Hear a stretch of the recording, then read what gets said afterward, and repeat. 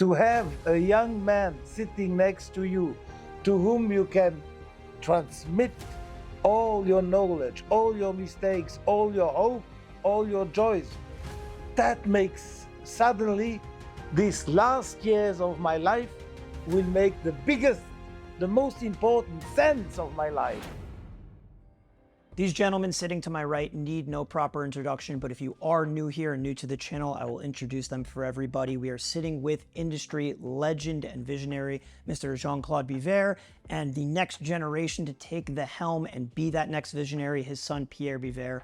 They are going to show us a brand new watch that is follow-up to their amazing minute repeater tourbillon that was released in 2023. Incredible new product that is going to be a time-only watch. So I want to jump straight into it, gentlemen. I want to introduce everybody to this watch. I saw it upstairs myself. It is absolutely fantastic. I'm genuinely very excited about it. So I want to hear from your perspective what it took to manufacture this, the creative design behind it, and just tell us a little bit more about the watch. Thank you, Adam, for the introduction and kind words. As you were saying, we have this new timepiece, which will be our second release for the brand. We went from one extreme to another. Minute repeater, tourbillon, high-end complications to back to the essentials, yet giving the same amount of appreciation of detail, of finishing, of intrinsic quality that we put in our grand complications. For this watch, we try and evolve the design language, keeping true to the Biver colors with same case design, same hands, same indices to some way. We just wanted to expand more on our vision and our inspiration and love for vintage watches. As you can see on this particular pieces, obviously we have 4 different typology of pieces, some with stone dials that are slightly more contemporary. But to talk about this watch in particular with the gold dials, we really took inspiration for a vintage pocket watch dials that had not necessarily guilloche, that type of finishing on gold materials, but more of a very nice satin finish and circular finish to create this kind of sector two-tone dial using just the color of the raw material, which is rose gold or white gold in the platinum version. We tried to expand upon that with something a bit contemporary with that anthracite hands and indices just to give it that little modern feel, that 3D miniature track that is also in gold, the logo which is in gold. We try to really go back to the essence of the purity of the materials we used.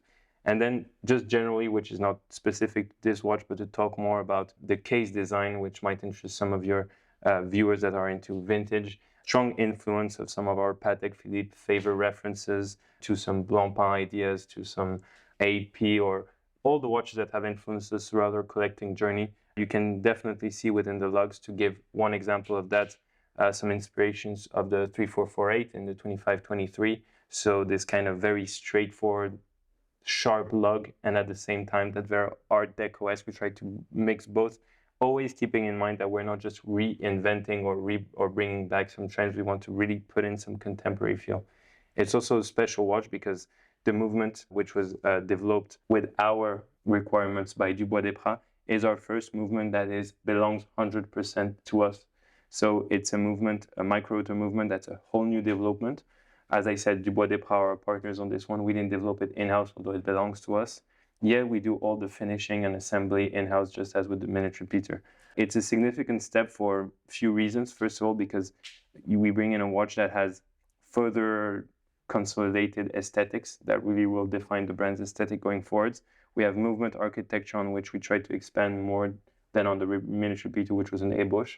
And we have the price point as well, where with this watch we'll be able to bring in within our community of collectors more collectors and grow the Biver family. Well, I'm glad you brought that up, because I remember when you guys announced the first watch, and there was a lot of positive feedback because it was such a statement watch. You're wearing one on your wrist, but there was a lot of criticism also, the fact that you're starting all the way at the top with a price point that only a few can reach. And I'm really happy to see you guys now following up with this watch, where of course it's a much simpler watch, but it's also at a price point that's more approachable to the masses. Maybe not, we're still in a price bracket. It's an overstatement, but right. We get the... Yeah, I understand. So that being said, where is the price point going to start for these watches, and what are the different variants that are going to be available? So platinum and rose gold versions with gold dials will be made available at rose gold 75,000 Swiss without VAT, and platinum at 78,000. Okay.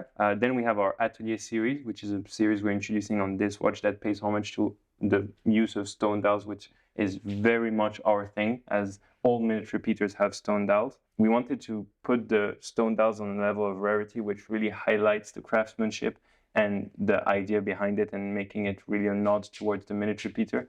Those Atelier series will be small productions, which will be 10 pieces in rose, 10 pieces in platinum, with petersite for rose and matte obsidian for platinum. Each year for the Atelier series, we will choose 2 specific stones that will produce 10 pieces only that year. And these will be a little more expensive, with 89,000 in rose and 92 in platinum.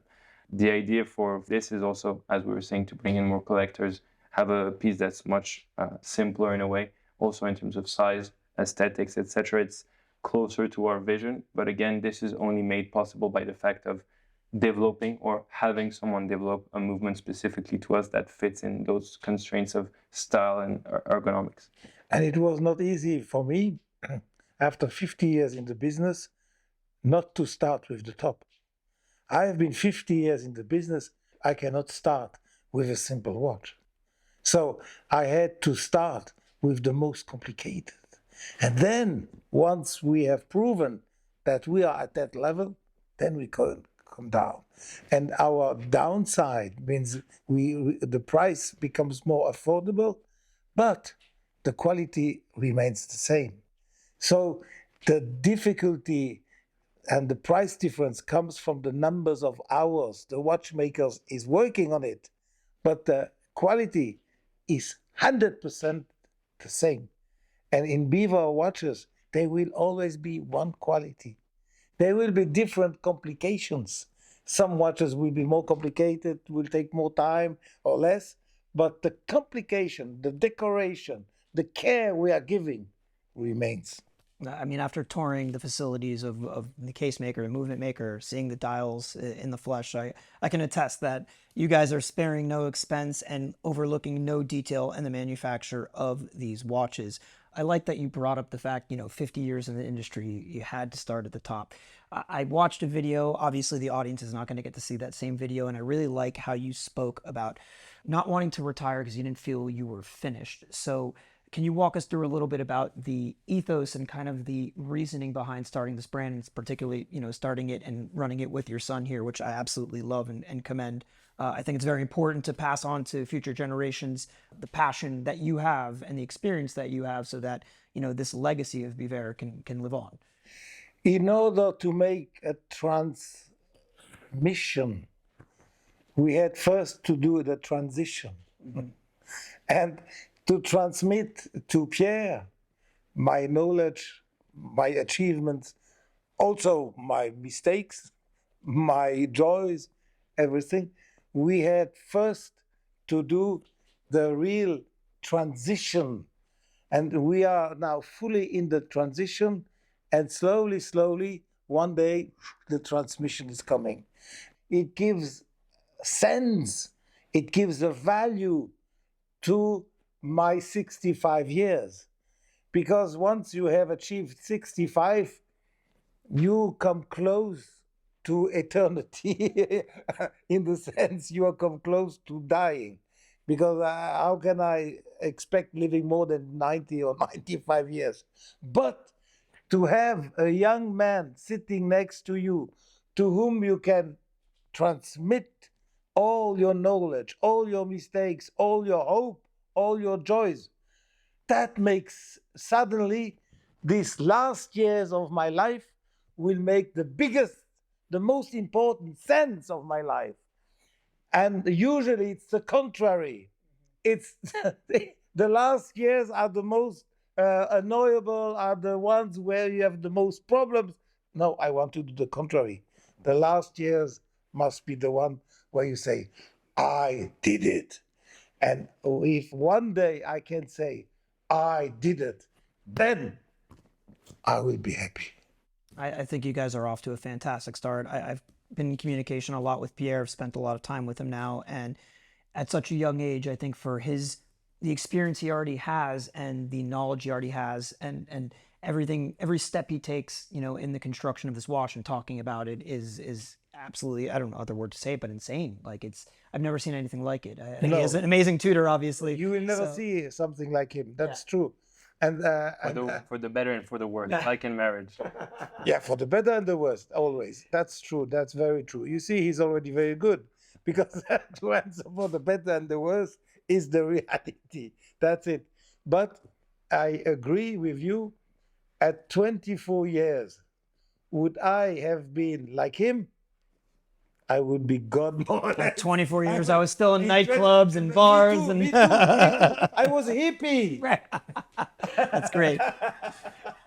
So getting back to the watch for a second, I'm in love with it. And honestly, and I'll be very candid with everybody, when I first saw it on your wrist a couple days ago, I was like, it's interesting, but I don't know if I understand it. But after now spending a lot of time with it and seeing what you guys have in store for the other models, it absolutely blew me away. So that being said, what do you guys have plans for production, for future models in terms of this model? I know you guys have plans to make a chronograph and all that stuff, which we could talk about. But what are the plans going forward for the automatic line? So the automatic line, we basically have our first initial series, let's say, with both platinum and rose with gold dials, and the first Atelier series for 2025. Altogether, these 4 pieces account for a production of around 70 pieces. Today, we imagine being able to produce between 40 to 50 pieces a year. So within these 4 references, we will be producing for the next year and a half, more or less, with at some point towards the end of 2025, introducing Series 2, because those are models that are meant to now live on with probably bigger numbers of the series and kind of small increases in quantity. And it's also that time, because the miniature repeater, to the contrary of this, is a fixed number of movements, 50 movements. We're getting close to towards mid-2025 to the end. Total, and then that's it. Exactly. We're going to get to the end of the production of the miniature repeater. We'll have a few months where we'll be then only dedicated to the time only, the automatic. And then in 2026, we will be launching a chronograph. And as stated, since the get-go, we're taking a lot of inspiration from my father's time at Blancpain, with from now on. The Carillon Tourbillon was this kind of one-off project, which was to kickstart the brand in a way. And now from this piece onwards, which will also be the mechanism on which we host a few complications like the perpetual and other small quirky complications, but we will then make a whole catalog with the masterpieces being a chronograph, a perpetual, a tourbillon, a time only, a new miniature repeater, and ultimately a grand complication that makes all of this.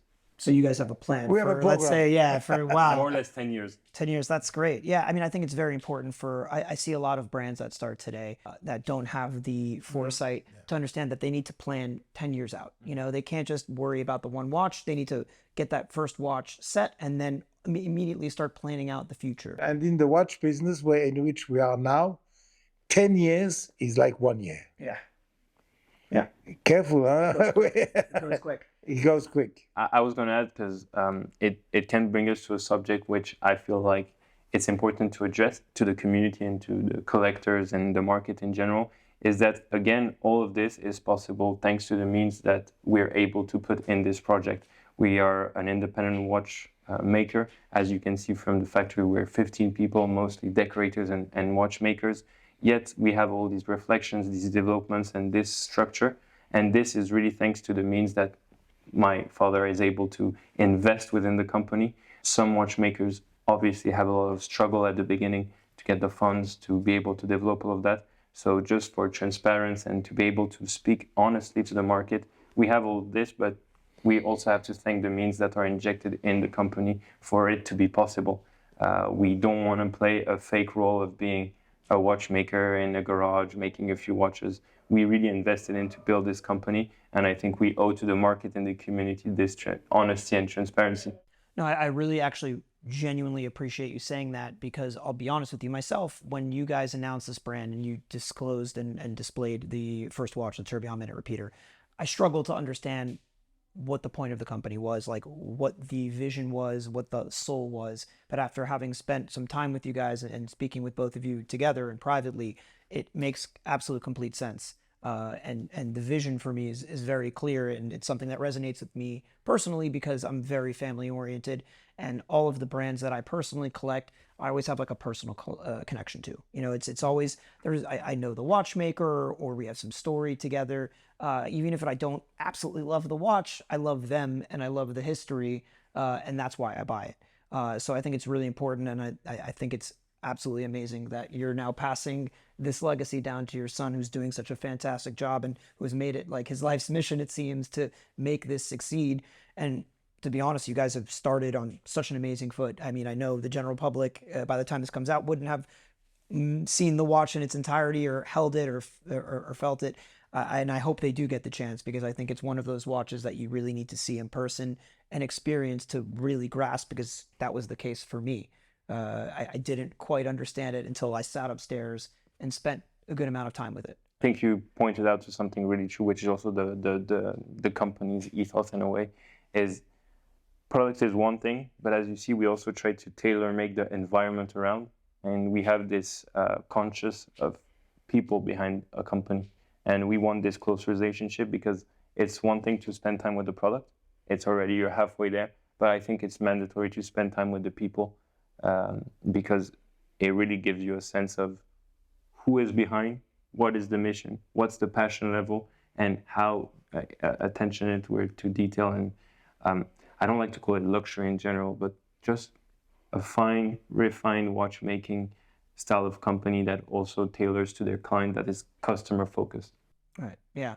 And I think it shows, especially where we're sitting right now, which is your headquarters, but it's like a home, you know? Yeah. And all of your employees here, they're like family. Everybody you walked around and introduced us to, you had some personal anecdote to talk about with them. It wasn't just some random employee you hired. You had some history with them. You knew them very intimately, you know, and I think that's absolutely great.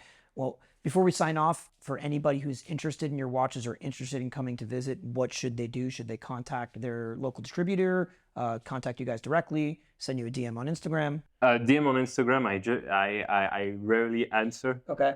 Because I'm not a huge tech person. Okay. But I will say is on our website, you have our info page, and depending on where people are that view this and are interested, we can then either refer them to our distributor or AD, or directly invite them over, or, you know, start a conversation. You can find all the details on our website. That's awesome. Yeah. And you can find also my personal address on the site, I think. Invite them over for dinner, right? No, but that's for dinner? That's very dangerous, because then nobody knows about it, because he doesn't share, and people arrive, and so do both. But they'll get some fantastic stories. We were sitting outside and I was hearing the story of him speaking with Genta about the royal oak and the knot, all this stuff that blew my mind. So maybe dinner, you know, drink, sell a watch, do both. Exactly. Well, gentlemen, thank you guys so much. Congratulations on all of your success so far. And I can't imagine that there won't be success going forward. I'm really excited to see the next chapter for you guys. I'm really excited to try to bother you to order one, but we'll get there. Guys, thank you so much. It's been an absolute pleasure. Thank you. Thank you very much. Thank you very much.